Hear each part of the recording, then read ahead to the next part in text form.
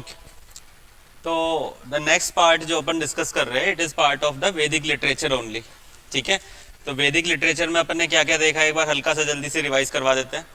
आप नहीं आए थे, वैदिक लिटरेचर की तो कोई भी क्लास नहीं देखी, ठीक है कोई बात नहीं।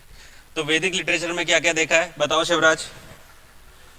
सबसे पहले हमने ये देखा कि भाई 4 प्रकार के वेद होते हैं जिसको बोलते हैं वेद संहिता। ठीक है, वो वेद में कौन कौन से होते हैं? ऋग्वेद होता है, सामवेद, यजुर्वेद, अथर्ववेद। अपन ने एक एक के बारे में डिटेल में भी देखा है, किसमें कितने कितने हिम्स है, कौन कौन से ऋषि ने उनको प्रोवाइड करवाया है, ये सारी डिटेलिंग अपन ने देखी है। वो ऋषि वाली डिटेलिंग पूछता नहीं है, लेकिन जो बेसिक बेसिक चीजें हैं ना वो पूछ लेता है। कई कई छुटपुट एग्जाम में पूछ लेता है कि भाई ऋग्वेद में कितने हिम्स है, ये सब चीजें थोड़ी बहुत पूछता है वो। ठीक है, छोटे मोटे एग्जाम में। फिर उसके बाद अपन आगे चलते हैं, तो अपन को ये पता होना चाहिए कि किस पर्टिकुलर वेद में किस चीज की इंफॉर्मेशन है। ये डेफिनेटली सवाल आता ही आता है छुटपुट एग्जाम में। ठीक है, दूसरी बात हो गई। फिर उसके बाद जब पूरे वेद हमने सारे डिस्क्रिप्टिवली पढ़ लिए, फिर उसके बाद अपन ने क्या देखा था बताओ? Brahmanas, Aranyakas and Upanishad, these 3 portion we have covered, और इन सभी की डिटेलिंग अपन ने देखी है। उपनिषद कंप्लीट हो गया था। हैं जी, हाँ हाँ, वो लास्ट पोर्शन था उपनिषद का। ठीक है, नाउ अब ना एक नेक्स्ट लिटरेचर के बारे में ही पढ़ना है। अपार्ट फ्रॉम दीज थिंग्स जो कि अभी तक अपन ने पढ़ी है, अपने पास और भी बहुत सारी लिटरेचर्स है जो कि अवेलेबल है मार्केट में, जो कि हम लोग पढ़ते हैं। मार्केट में इसलिए बोल रहा हूँ कि समाज में अवेलेबल है। ठीक है, अब कौन कौन से वो लिटरेचर है, क्या क्या उनका सिग्निफिकेंस है, उसको अपन लोग देखने वाले हैं। जैसे अभी तक अपन ने क्या महाभारत की बात करी है? नहीं करी है। क्या हमने रामायण की बात करी है? हमने नहीं बात करी है। तो वही कुछ लिटरेचर्स है। पहले के टाइम में इससे सवाल बिल्कुल भी नहीं आता था। 2014, अगर मैं यूपीएससी स्पेशली की बात करूं तो 2014 के आसपास तक यहाँ पे सवाल नहीं आता था। ठीक है, तो हम इसको पढ़ाते मतलब ना पढ़ते थे ना पढ़ाते थे। ठीक है, बट बाय द टाइम जैसे जैसे चीजें आगे बढ़ी है, तो रिसेंट टाइम में ही एक 2021 में और 22 में दोनों में सवाल पूछा गया है इस पोर्शन से। पिछले बैच को अभी ये मिस ही हो गया था क्योंकि मैं पहले पुराने हिसाब से ही पढ़ा रहा था, तो आपको ये एडिशनल है जो मैं करवा रहा हूँ as compare to the previous batch. ठीक है, बाकी वाले बैच को हम क्रक्स मटेरियल प्रोवाइड कराएंगे इसका। ठीक है, तो ये मे बी 1 या 2 लेक्चर का होगा, थोड़ा सा डिटेल में इसको देख लेंगे, एक में ही खत्म करने की कोशिश करेंगे आज ही। ठीक है, चल, तो द टॉपिक जो ये है उसको बोलेंगे स्मृति लिटरेचर। क्या बोला मैंने? स्मृति लिटरेचर।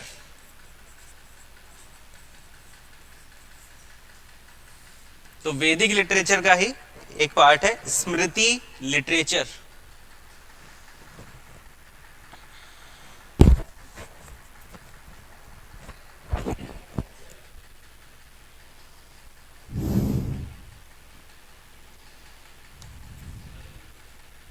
हाँ जी, लिटरेचर सही बता रहे हो, साहित्य ही है।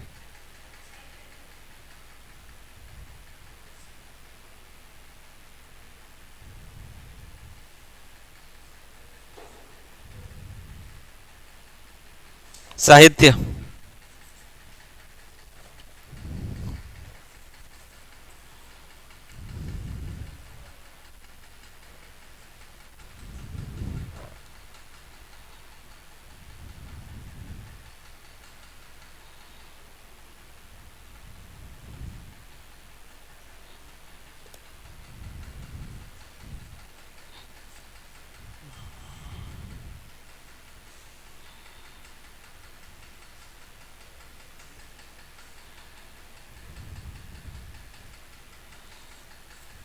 ना, ये स्मृति लिटरेचर है क्या उसको समझते हैं पहले। तो देखो, जो हमारे पास वेदास है, ठीक है, उनमें कुछ कुछ लिखा हुआ है।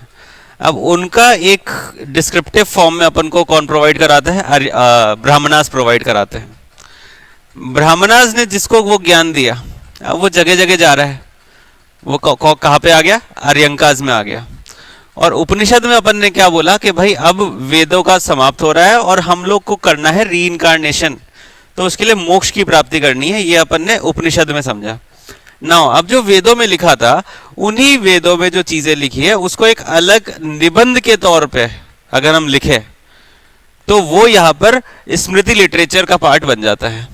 ठीक है, कहीं कहीं से रेफरेंस लेके अपन ने चीजों को यहाँ पे लिखा है और कई कहानियां भी बनाई हैं।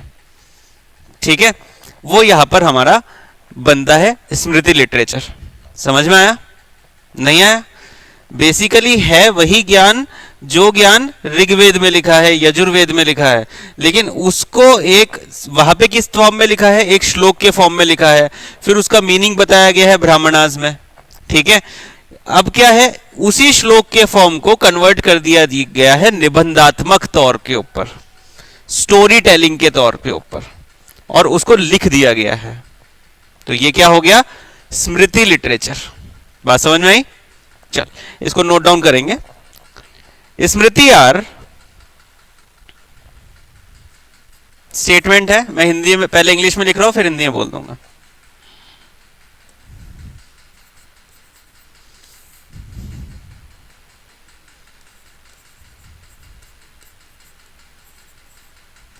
स्मृति यार ऑक्सिलरी ट्रेटाइज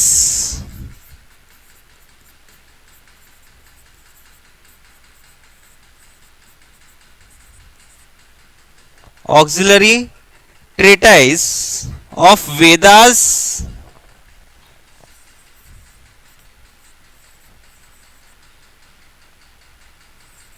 and its parts। क्या मतलब है स्टेटमेंट का? इंग्लिश का शब्द है ऑक्सिलरी ट्रेटाइज, मतलब एक दूसरा निबंधात्मक रूप से लिखना। इसको तुम लिख लो, निबंधात्मक रूप से लिखना।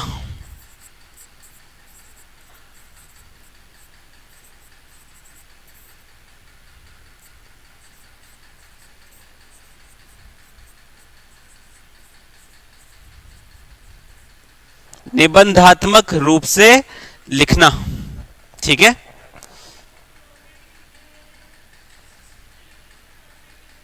क्या जी?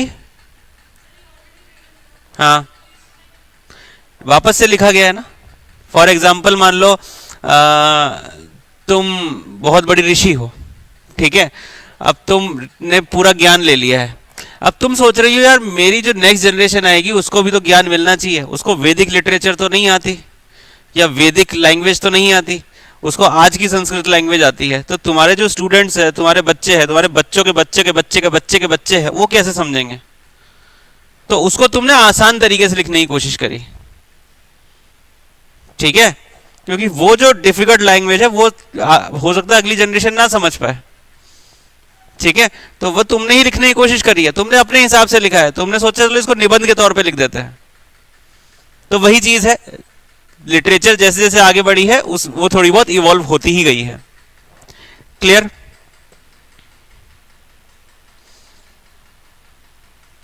अब देखो, अब ये अलग अलग पार्ट्स में डिवाइड होता है, पहले वो पार्ट्स लिख लेते हैं। ठीक है, सबसे पहले लिखेंगे नंबर 1 मनुस्मृति।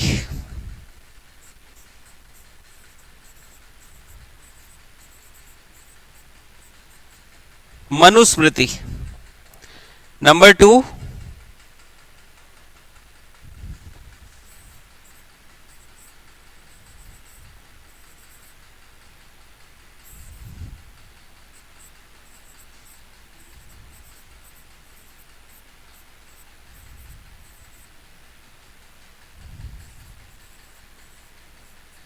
याजनवल्क्य स्मृति।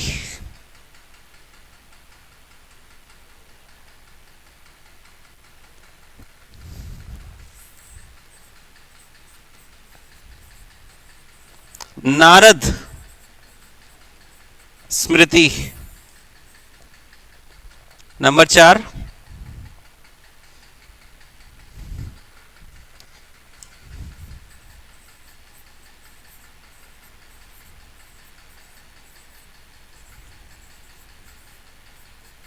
कात्यायन स्मृति। कट या यना ना। अब इसको ना समझेंगे, मतलब किस टाइम पीरियड में इसको लिखा गया है। तो ये जो लिटरेचर है ना, स्मृति लिटरेचर, इट वाज रिटन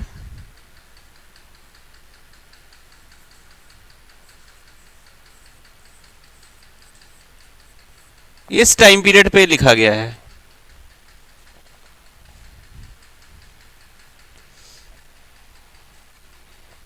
अच्छा जी, अर्ली वैदिक पीरियड, ऋग वैदिक पीरियड अपन ने पढ़ा है, ठीक है। अर्ली वैदिक पीरियड, लेटर वैदिक पीरियड। लेटर वैदिक पीरियड खत्म कब हो गया था? 600 बीसी। पर अब ये जो स्मृति लिटरेचर है कब आया है? 600 बीसी के आगे के दौर में आया है, ठीक है।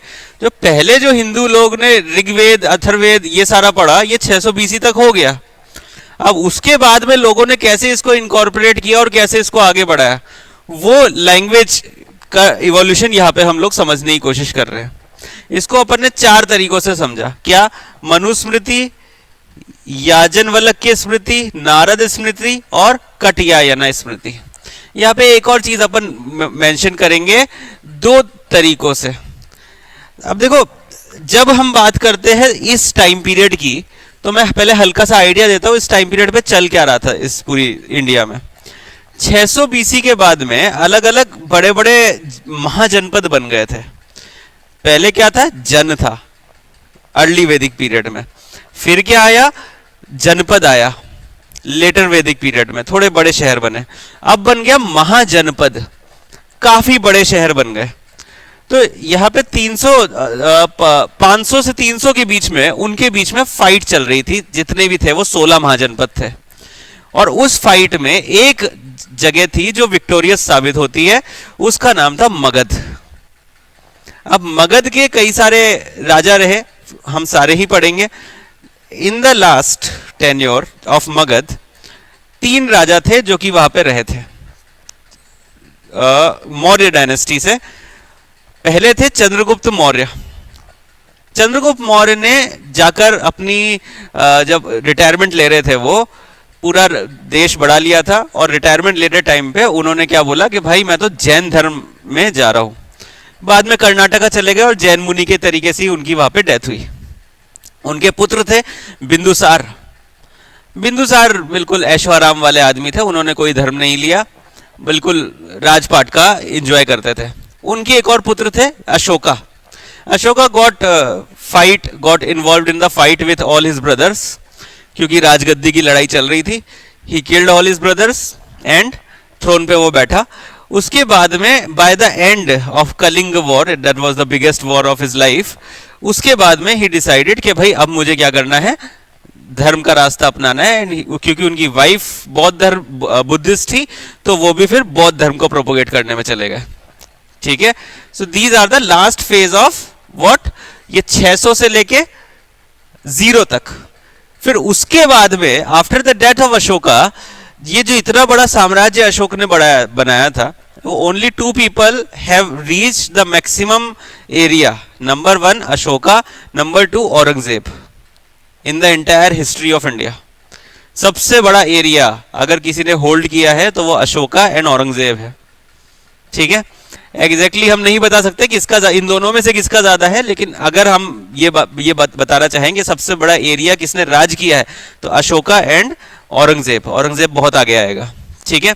नाउ अब क्या हुआ, bye the end of Ashoka उनके पुत्र आए जो कि इतना ज्यादा शासन चलाने में एक्सपर्ट नहीं थे, क्योंकि बचपन से तो लड़ाई देखी थी, तो और उसके बाद में पिताजी जा चुके थे बौद्ध धर्म में, तो बचपन से बुद्धिज्म का प्रोपोगेट करना को ज्यादा उन्होंने इंपॉर्टेंस समझी। तो हुआ क्या कि बाद में कोई स्ट्रॉन्ग राजा नहीं बन पाया, और जितना भी अशोक का साम्राज्य था वो अलग अलग टुकड़ों में टूट गया। और जो सेंट्रल इंडिया था वहां पर एक बहुत ही बड़ा साम्राज्य बन के आता है, वो आता है गुप्ताज का। एंड गुप्ताज आर हिंदूस, ब्राह्मणास, और उन्होंने इवोल्यूशन शुरू करी। मतलब तुम खुद सोचो, इस पूरे देश का राजा बुद्धिज्म को प्रोपोगेट करने के लिए निकल पड़ा है, और आज की तारीख में क्या वो बुद्धिज्म है इंडिया में? नहीं बचा ना। क्यों नहीं बचा होगा? क्योंकि डेफिनेटली कोई जो अगले राजा आएंगे उन्होंने उस चीज को दबाया और अपनी चीज चलाई, वो थे गुप्तास। तो Guptas are the true flag bearer of Hinduism you can say. और गुप्तास की वजह से ही आगे के इतने आने वाले टाइम में हिंदू कल्चर को फ्लोरिश होते हुए देखा हमने, ठीक है, ओनली बिकॉज ऑफ गुप्तास। अच्छा, इसको स्वर्णिम युग भी कहा जाता है, ठीक है। The use of gold coins, ये हमने देखा पहली बार, ठीक है। टेम्पल्स बनाए गए, बड़े आलीशान टेम्पल्स, कितने ही 100,000 सालों के ड्यूरेशन में यही चीजें हुई। तो जो गुप्ता पीरियड है it is very important and significant. Literature में, आर्ट में सारी चीजें बढ़ी। बट द थिंग इज, ये बात हम झुटला नहीं सकते कि बुद्धिज्म जो फल फूल रहा था उसको दबाकर ही फिर गुप्ताज ने हिंदुइज्म को बढ़ाया है, ठीक है। नाउ अब ये जो 4 स्मृतिज है ये इसी दौरान लिखी गई है। अब इन चारों को अपन डिवाइड करेंगे 2 पार्ट्स में। कौन कौन से पार्ट्स में? एक बोलेंगे अपन प्री गुप्ता और एक बोलेंगे गुप्ता। प्री गुप्ता मतलब भाई अशोक के दौरान ये लिखी गई होगी फॉर एग्जाम्पल। गुप्ता मतलब हाँ 1 BC के बाद ये लिखी गई होगी या 1 AD के बाद ये लिखी गई होगी। गुप्ता पीरियड का एक हल्का एस्टिमेट अगर दिमाग में लगाओ तो 0 के जस्ट बाद गुप्ता पीरियड शुरू हो जाएगा, ठीक है। हल्का फुल्का एस्टिमेट, अगर मैं एग्जैक्ट में बाद में बता दूंगा, अगर हल्का फुल्का दिमाग में रखना है तो जैसे ही 0 पहुंचे ना उसके बाद में इंडिया में फिर गुप्ता पीरियड चालू, ठीक है। वो अलग अलग पोर्शन है, वो अपन सारा डिटेल में देखेंगे क्या है। तो इधर मनुस्मृति में और ये दूसरा वाला याजनवल्क्य में तुम नीचे लिखोगे या तो अलग कलर से लिखोगे प्री गुप्तास, इधर और इधर क्या लिखोगे? Pre Gupta period.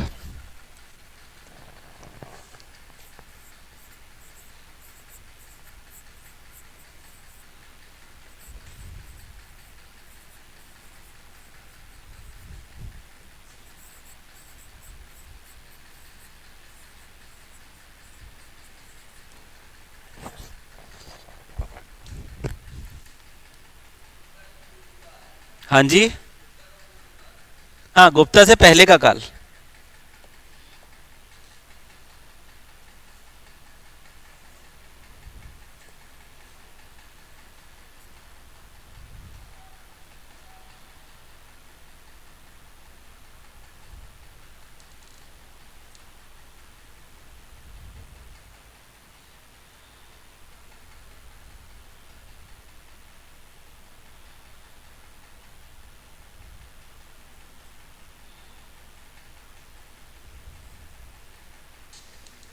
ना अब अपन डिटेल में क्या देखेंगे?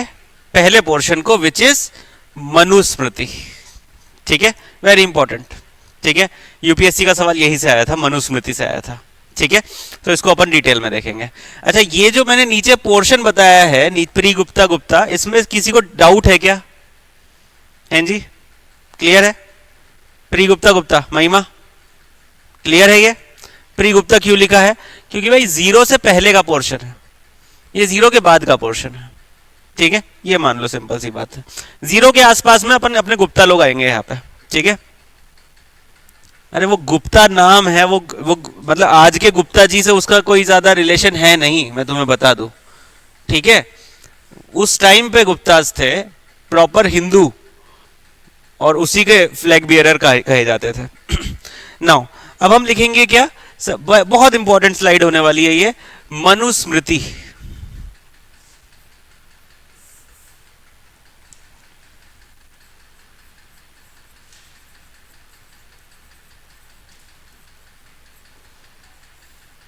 मनुस्मृति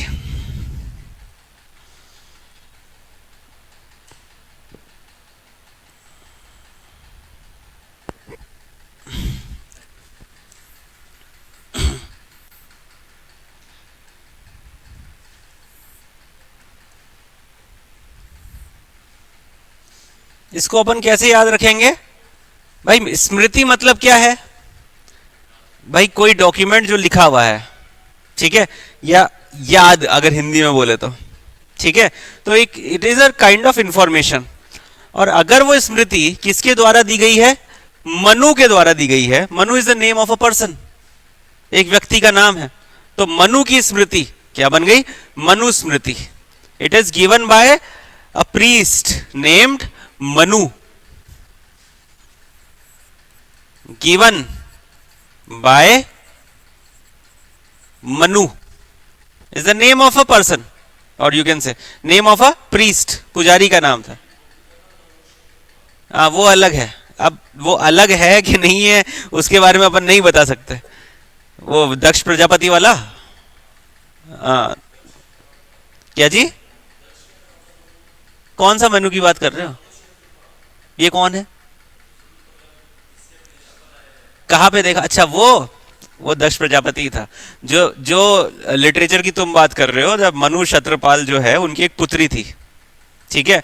उनकी जो पुत्री की इट बिलोंग्स टू शिव पुराणा. शिव पुराण के दौरान मनु एक पर्सन थे, उनकी एक पुत्री थी. उनकी जो पुत्री थी उसकी शादी होती है एक व्यक्ति से जिसका नाम था Daksha. And Daksha was the son of lord Brahma. And lord Brahma gave him the title of Prajapati. उनका नाम होता है दक्ष प्रजापति. एंड उनकी एक और पुत्री होती है जिसका नाम था सती. जो शिव पुराण की तुम बात कर रहे हो वो वही मनु है. अब यहाँ पे लेकिन हमको फैक्ट्स के तौर पे मिल रहा है, तो हो सकता है ये वही मनु हो, लेकिन हम वो मानते नहीं है क्योंकि हम पुराणास में विश्वास नहीं करेंगे. ठीक है. जो पुराना उसकी तुम बात कर रहे हो वो मैं बता रहा हूं तुमको. Manu is a person. उनकी एक बेटी थी. बेटी की शादी होती है दक्ष के साथ, दक्ष प्रजापति के साथ. उनकी पुत्री होती है, क्या नाम है उसका? सती. और सती की कहानी शायद तुम जानते ही हो फिर. ठीक है. नहीं जानते? जानने की जरूरत भी नहीं, अपने एग्जाम के मतलब नहीं है. ठीक है. इधर ध्यान दोगे चुपचाप. Next. Given by Manu. It is the oldest smriti. क्या है? सबसे पुरानी.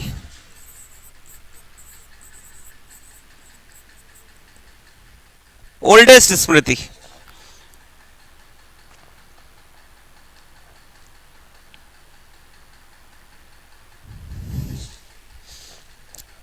मनु क्या थे? एक लॉ गिवर थे, ज्ञान बताने वाले.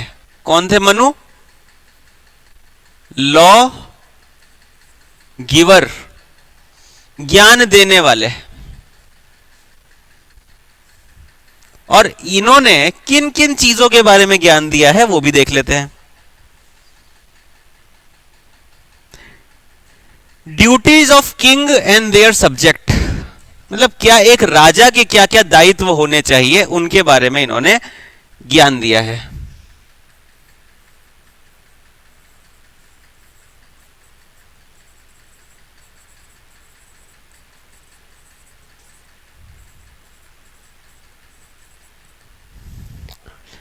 Duties of king and their subjects.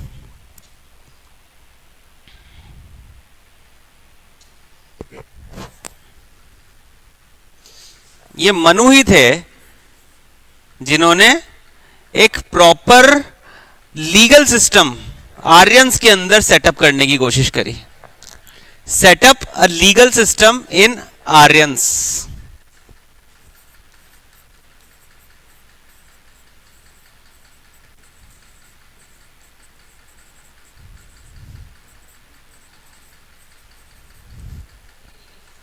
Legal system के भाई कोई कानूनी प्रक्रिया होनी चाहिए. ठीक है. मान लो कोई राजा के पास ये अथॉरिटी है कि वो किसी को दंड दे सके. फॉर एग्जाम्पल यहां पे राजा बन गए संजय. ठीक है. अब यहां पर भैया मान लो तुम दोनों के बीच में लड़ाई हो गई, और लड़ाई इतनी बढ़ गई कि तुमने 2-4 थप्पड़ लगा दिए इसको. ठीक है. अब भैया ये गया किसके पास? राजा जी के पास. राजा जी आप कुछ तो करिए. तो संजय बोलेगा भैया क्या भैया क्या क्या बात क्या हुई थी, पहले तो ये बताओ तुम मेरे को. और उसके हिसाब से जो आंकलन करेगा संजय, उसके हिसाब से जिसकी गलती होगी उसको दंड देगा. ये पहले नहीं हो रहा था. ठीक है. और अगर हो भी रहा था तो अब यहां पे लिखा गया है कि अब हो रहा है. समझ में आ गया? तो एक लीगल सिस्टम बताया गया जिसके तहत कोई भी पनिशमेंट दे सकता है राजा किसी को, या फिर एक प्रॉपर सजा दे सकता है कि भाई तुमने ये गलत किया तो तुम्हारी ये सजा है. ठीक है.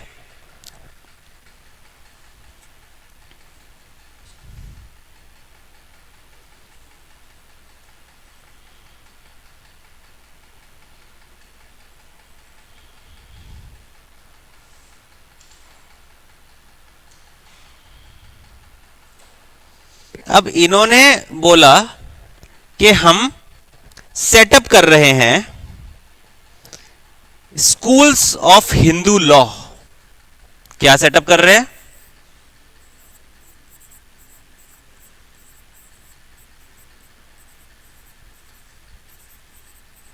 कि हिंदुइज्म किस तरीके से आगे बढ़ेगा उसकी एक दिशा निर्देश सेटअप कर रहे हैं और उसको हम लोगों को सिखाएंगे। अब ये डिवाइड होता है दो पार्ट में।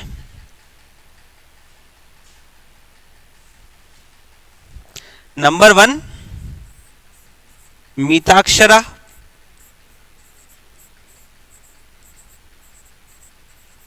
नंबर 2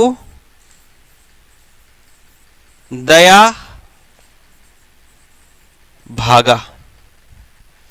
मिताक्षरा, दया भागा।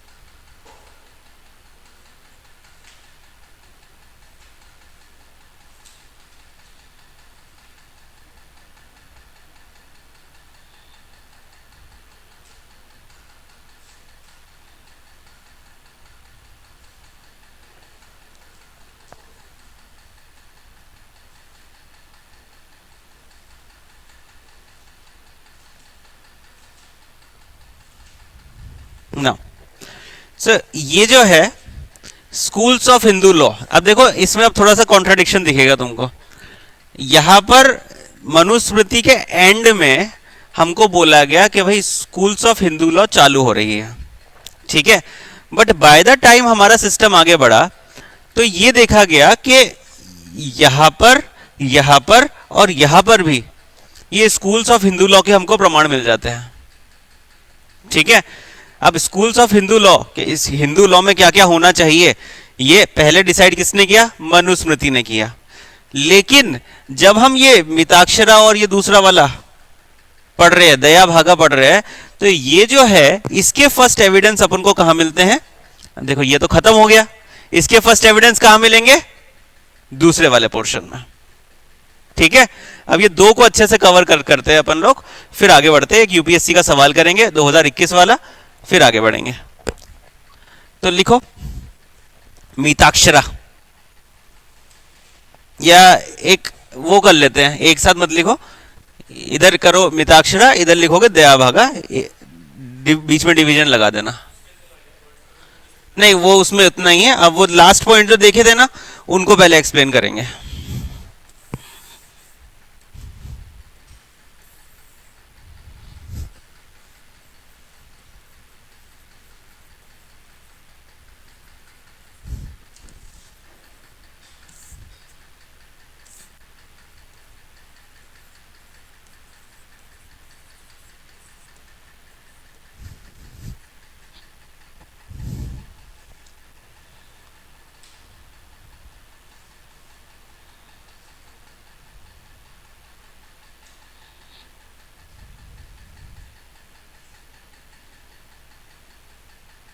It is based on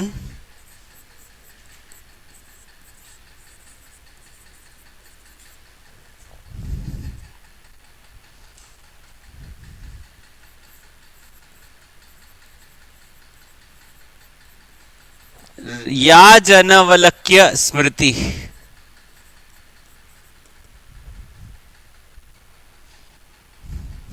written by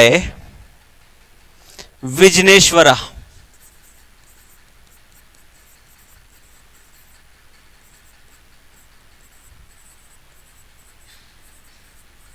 written by Vijneshwara.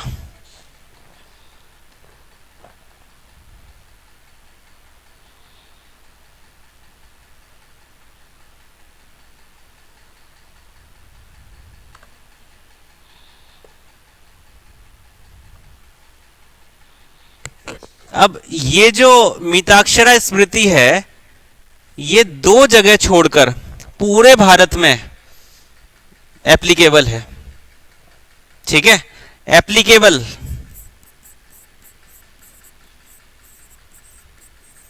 In entire India except Bengal and Assam. उधर भी साथ में लिख लेते हैं। It is based on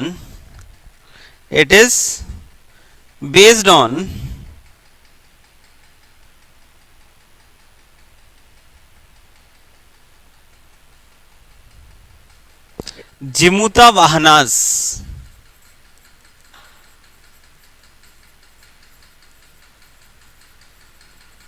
it is based on जिमुता वाहनास।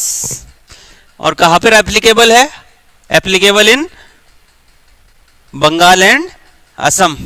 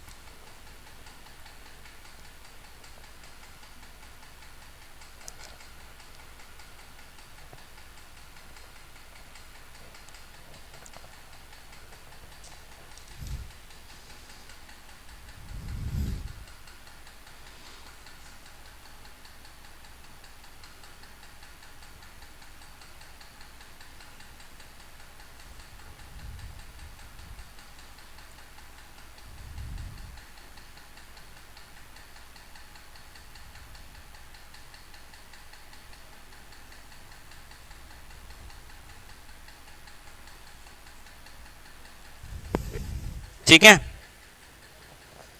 अच्छा कैसे लिखा है तुमने ये बताओ मेरे को एक बार। सबने ऐसे ही लिखा है जैसे मैंने लिखा है या फिर और कुछ अलग लिखा है? ठीक है, नीचे जगह है ना खूब, है ना? ठीक है जी, नाम है उस ऋषि के द्वारा ये चीज, उसके उसकी बातों के ऊपर ये चीज बेस्ड कर रही है।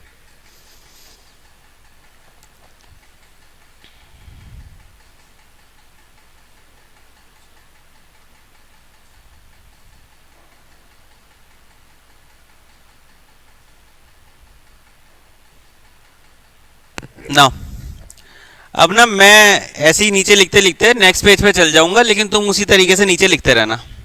ठीक है, तीसरा पॉइंट लिखेंगे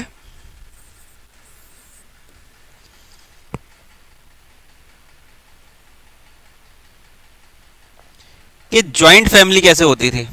अब देखो ये मिताक्षरा के अंदर male person is considered as the head of the joint family.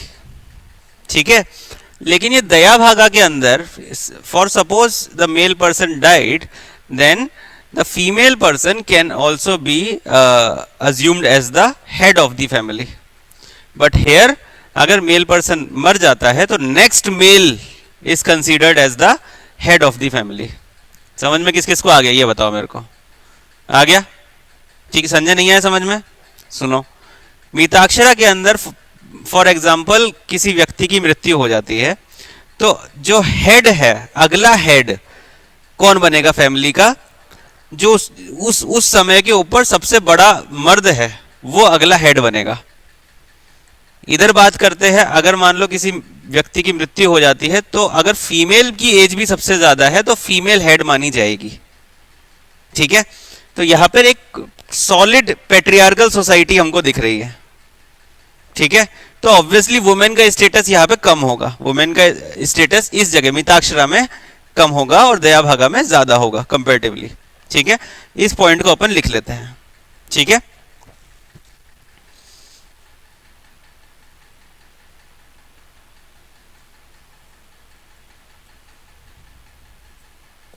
Mail as a head of the family.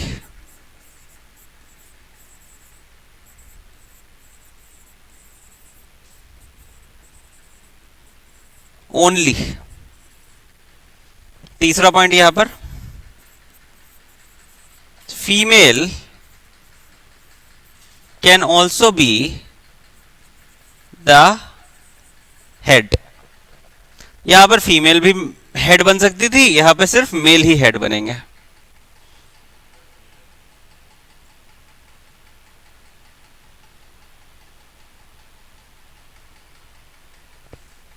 No, इधर बात करते हैं। फॉर एग्जाम्पल आज तुम्हारा विवाह हो जाता है, ठीक है, आज ही, ठीक है, फिर उसके बाद क्या होगा, तुम्हारी कोई ना कोई संतान होगी आगे जाकर। ठीक है, इनकी संतान जो हुई है, जो तुम्हारे पास प्रॉपर्टी है, मान लेते हैं 1 करोड़ रुपए की। ठीक है, 1 करोड़ रुपए की प्रॉपर्टी इनके पास है। जैसे ही इनकी संतान का जन्म होगा, वो उस 1 करोड़ की प्रॉपर्टी को डिमांड कर सकती है। ये कहां लिखा गया है, मिताक्षरा में। ठीक है, समझ में आ गया। जैसे ही संतान का जन्म होगा, वो उस प्रॉपर्टी को डिमांड कर सकती है। ये कहां लिखा गया है, मिताक्ष। बच्चा डिमांड कर सकता है जन्म के साथ ही। अरे भाई, उस बच्चे को लेके कोई और आ जाएगा, भाई ये तुम्हारा बच्चा है, दो पैसा, है कि नहीं। मतलब ही हैज अ राइट कि वो डिमांड कर सकता है। वो नहीं करेगा, हो सकता है उसकी मां कर दे डिमांड, है कि नहीं। अब इधर आ जाओ, यहां पर जब तक किसी व्यक्ति की मृत्यु नहीं हो जाती, तब तक उसकी प्रॉपर्टी के ऊपर अधिकार कोई नहीं कर सकता, चाहे कितने ही बच्चे हो। डिफरेंस समझ में आया दोनों में, परफेक्ट है। लिखेंगे इसको, हाँ चलो लिखो, फिर मैं बताऊंगा सवाल क्या आया था। लिखो,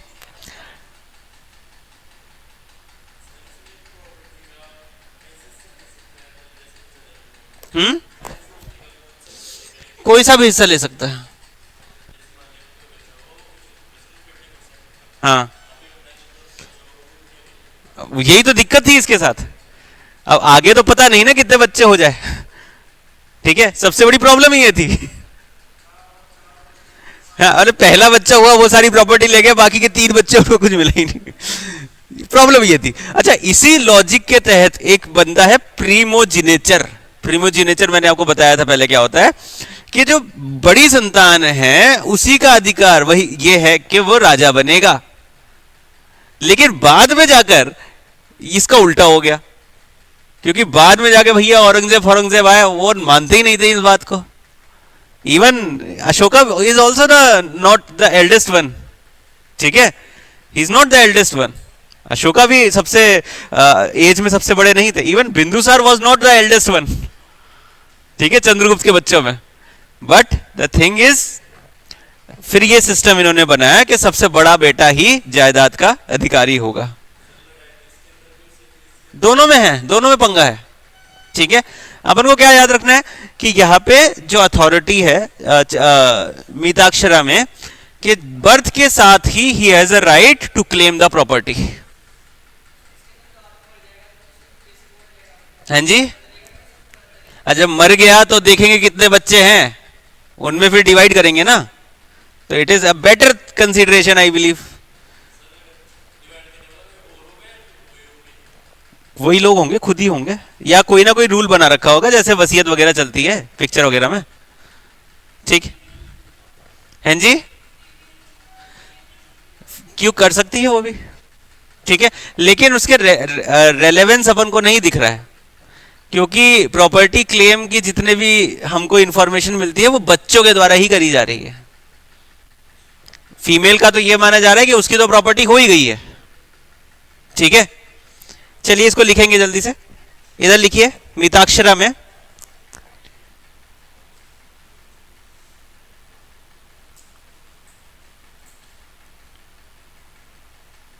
the next generation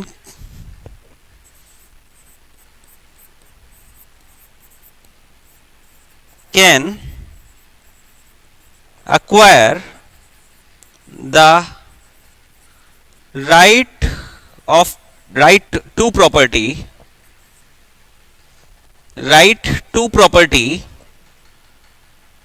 by birth. हाँ,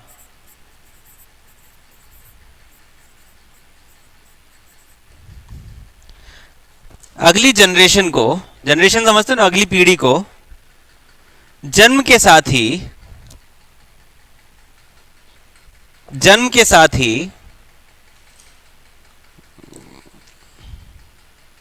एक मिनट,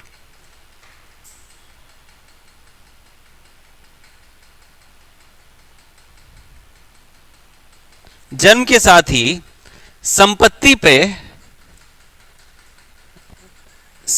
पे अधिकार लेने की छूट थी।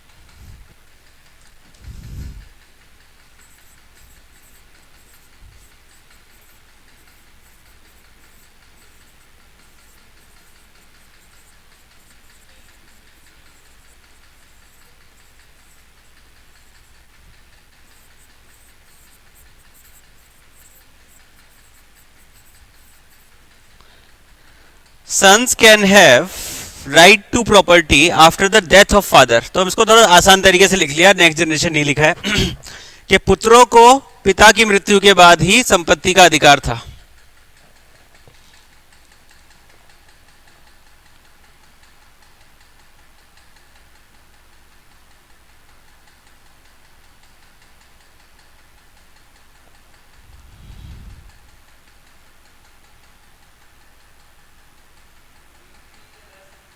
हाँ जी, ऐसा तो है ही। कई बार हम ऐसे बहुत सारे रेफरेंसेस देखेंगे जब पिताजी जीवित है, पुत्र आ गए हैं और पुत्र को आ गया है गुस्सा, पिताजी को कर दिया जेल में बंद और पुत्र बन गए हैं राजा।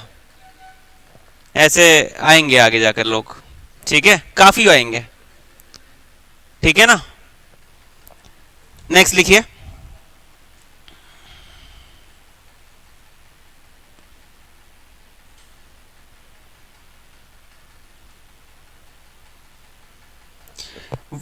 पांच नंबर लिखिए। पहले दया भागा में देखते हैं। जो महिलाएं हैं, they have equal right in husband's property. Womens have equal right in husband's property.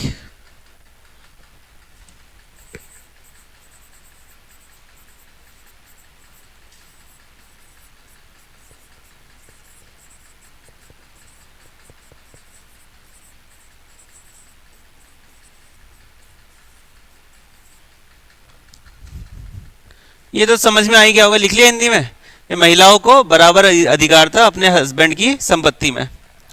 यहां लिखिए, women have no rights in husband's property.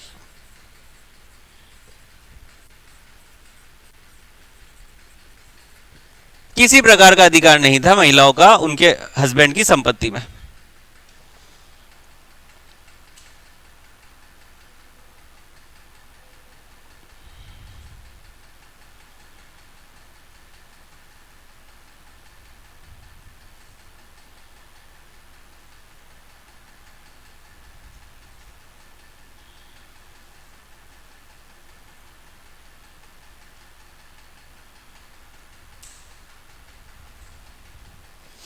ठीक है, फीचर लिखेंगे।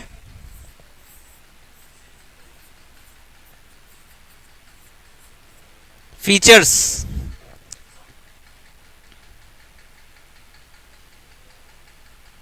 राइट टू इंडिविजुअलिटी, लिबरल, लिखिए लिबरल, हिंदी में बता रहा हूं,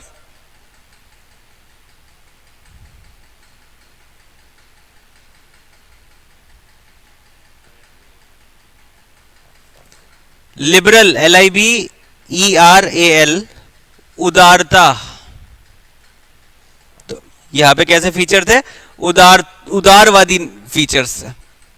दूसरा लिखेंगे लिबरल, राइट टू इंडिविजुअलिटी मतलब समान अधिकार सभी को, कॉमा करके लिखो लिबरल, लिख लिया। उस तरफ लिखिए, मीताक्षरा में लिखिए कंजर्वेटिव माइंडसेट, बताते हैं, सीमित है दिमाग बिल्कुल।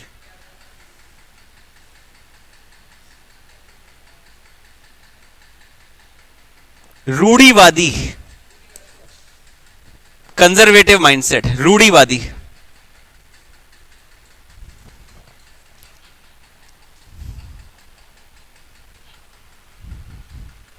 सवाल दे एक फिर आप, ठीक है।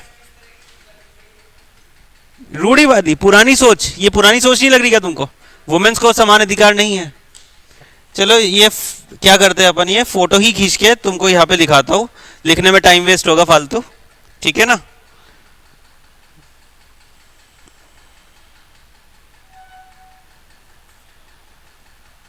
तुम लोग पढ़ के मेरे को आंसर बताना क्या होगा ना।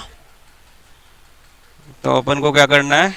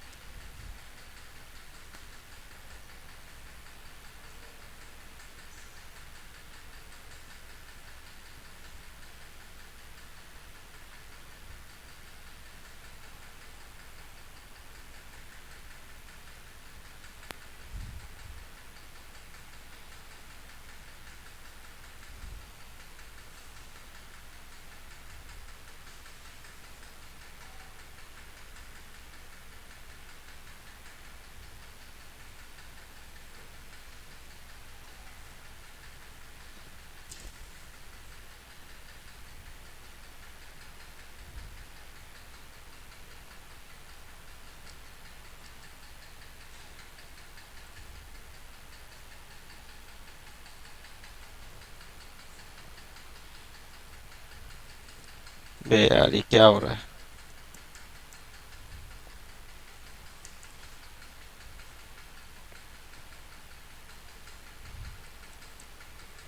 चलो ये देखो, सवाल दिख रहा है आप लोगों को? अटक गया ये सवाल, दिख रहा है आप लोगों को? पढ़िए जरा, दिख रहा है सबको?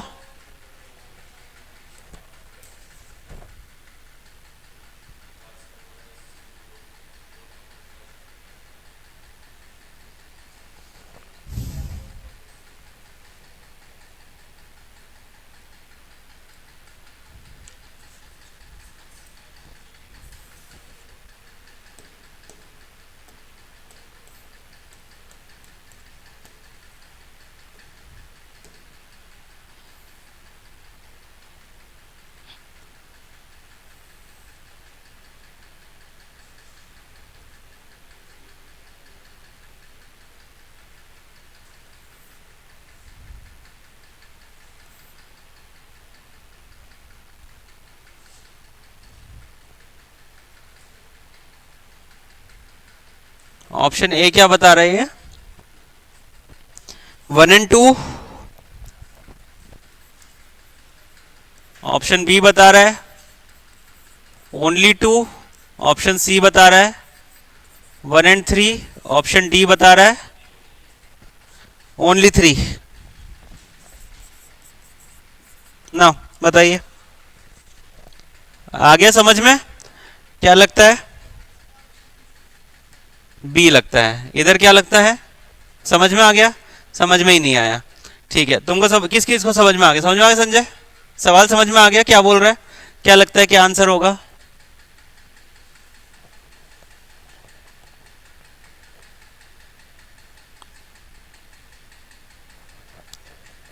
बोलो, कुछ तो लग ही रहा होगा। पीछे क्या लग रहा है? इधर बातें बातें पूछ रही हो? अरे मुझसे पूछो ना। मैं इसीलिए मैं टॉम इतनी दूर से मैं इसीलिए आता हूँ ताकि तुम मुझसे सवाल पूछो। पता है तुमको? 13 किलोमीटर दूर रहता है मेरा घर यहाँ से। मैं रोज इसीलिए आता हूँ। बताओ। सब लिखवाया मैंने, दोनों में लिखवाया है जी। सेकंड लग रहा है आपको? सेकंड मतलब बी ऑप्शन लग रहा है आपको? सेकंड वाला सही है। अच्छा ऑप्शन बताओ ना मेरे को फिर, ऑप्शन बताओ।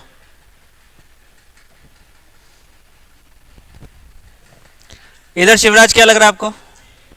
बी मतलब ये वाला। ठीक है, आपने भी यही बताया। संजय क्या लग रहा है? बी लग रहा है। हाँ बोलो मिताली। बी ऑप्शन पढ़ते एक बार, चलो। ऑप्शन 1 पढ़ रहे हैं अपन ना। ठीक है, सभी लोग ध्यान देंगे इधर। Mitakshara was civil law of upper caste and Dayabhaga was civil law for the lower caste. क्या हमने अब एक ही राज्य के अंदर अपर और लोअर कास्ट की बात करी है? नहीं, मीताक्षरा और दया भागा रीजन वाइज डिवाइडेड थे। तो जो दया भागा है ये फिक्स है, बंगाल और असम में होगा, और अपर कास्ट लोअर क्लास सब में ही लग रहा है। और जो मिताक्षरा है ये पूरे इंडिया में एक्सेप्ट दीज टू लग रहा है, और अपर कास्ट लोअर क्लास सब में लग रहा है। इसका मतलब क्या हो गया? जो पहला स्टेटमेंट है ये गलत हो गया हमारा। बात समझ में आ गई? तो फर्स्ट स्टेटमेंट हमारा क्या हो गया? गलत हो गया। अगर फर्स्ट स्टेटमेंट गलत हो गया तो ये गलत हो गया और ये भी गलत हो गया। ये गलत हो गया और ये भी गलत हो गया। बात ही खत्म। दो तो एलिमिनेट ही हो गए। ठीक है, खत्म। आधी प्रॉब्लम सॉल्व होगी अपनी। 50% हमारे चांस है कि हम सही उत्तर देंगे अब। ठीक है, एक स्टेटमेंट पढ़ने से सिर्फ। दूसरा देखते हैं। In Mitakshara system the sons can claim right to property during the lifetime of the father, whereas in Dayabhaga system it is the only after the death of the father the sons can claim the right to property। यही तो लिखवाया है। Birth के साथ होने का क्या मतलब है? क्या वो ड्यूरिंग द फादर की जो लाइफ टाइम चल रही है वो नहीं माना जाएगा? ऐसा तो है नहीं बच्चा पैदा हुआ का पापा मर गया उसी टाइम पीरियड में, ऐसा नहीं हो रहा है ना। तो इट इज करेक्ट। अगर ये करेक्ट हो गया है तो क्या मेरे को तीसरा ऑप्शन पढ़ने की जरूरत है ही नहीं जरूरत। क्या हो गया? This is correct. फिर भी पढ़ लेते एक बार तीसरा भी। क्या बोल रहा है? Mitakshara system deal with the matter related to property held by male member only of the family, whereas Dayabaga system deals with the matter related to property held by both male and the female member। गलत है। एक minute,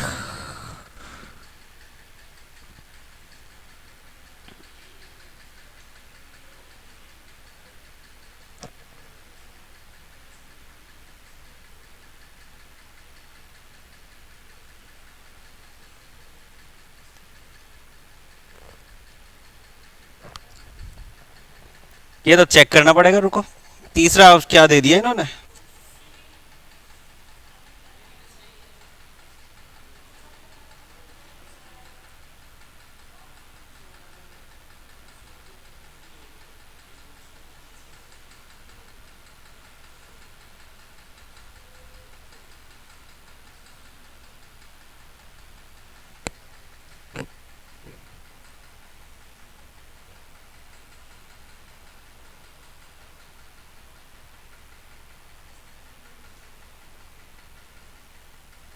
इसमें कोई एक शब्द है जो अपन miss कर रहे हैं, ठीक है।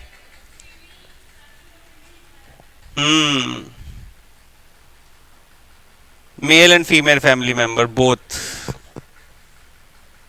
एक मिनट रुको, वापस से पढ़ना था। Mitakshara system deals with the matter related to the property held by male member only of the family, whereas Dayabhaga system deals with the matters. ये देखो, ये डील्स विद द मैटर्स वाला जो केस है ना, ये नहीं है, इट इज जस्टिफाइड कि वही होगा, इसीलिए शायद ये गलत बता रहा है, ठीक है। और इस तरीके का डायरेक्ट स्टेटमेंट अपन ने कभी यूज भी नहीं किया है जो पहले वाले केस में था, सिविल लॉ वाले केस में, ठीक है। इसीलिए मे भी इन्होंने गलत बता रखा है, लेकिन कंफ्यूजिंग है, अच्छा खासा कंफ्यूजिंग है, ठीक है। पर दूसरा अपन को सीधा सीधा मिल ही गया था, तो इसलिए अपन ने उसको टिक कर दिया है, ठीक है। तीसरा वाला और चेक करूंगा इसमें, अगर कुछ मुझे किताब में, रेफरेंस किताब में मिलता है तो मैं एक बार चेक करके बताऊंगा इसकी एक्सप्लेनेशन पूरी, ठीक है। तो यहाँ पे अभी अभी तक अपन आंसर यही मानेंगे, ठीक है, क्योंकि और कोई ऑप्शन भी नहीं है अपने पास। अगर 2-3 होता तब सोच भी सकते थे, तब बहुत कंफ्यूजिंग हो जाता। अगर एक ऑप्शन 2 और 3 हो जाता और ओनली 2 रहता, तब ये डबल कंफ्यूजिंग हो जाता। लेकिन क्योंकि ऑप्शन इस तरीके के हैं तो हम बच गए। 2021 में पूछा गया था सवाल, ठीक है। चलो इतना रखे, चलो इतना रखते हैं हम लोग। कल हम लोग देखेंगे वेदास, उपवेदा एंड वेदांगास, ठीक है।